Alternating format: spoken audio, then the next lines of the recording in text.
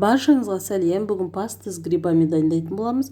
Бізге қажетті саңырауқұлақтардың сыртын барлығын мұқияттап, тазалап, осылай қабықтарын алып шығамыз. Одан соң осылай екіге бөліп, барлығын кесіп, турап шығамыз. Барлығын болғаннан соң қызып тұрған майға саңырауқұлақтарымызды салып, жақсылап екі жағы қызарғанша қуырып аламыз. Соңына қарай тұз салуды ұмытпаймыз. Тұзды көп салмаймыз, өйткені өзінің бойында тұзы болады. Одан бөлек қайнап жатырған ыстық суға 10-15 минутқа спагеттиларымызды салып пісіріп аламыз. Спагетти пісіп болғаннан кейін ситаны көмеймен сүзіп алып, салқын суға шайып алсаңыздар бір-біріне жабыспайтын болады.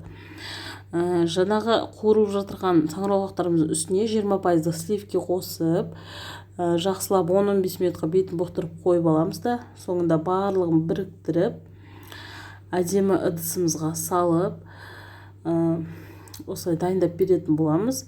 Ең соңғы этапында үккіштен сырды өткізіп берсеңіздер, дәмі ерекше дәмді болады. Міндетті түрде жасап көріңіздер.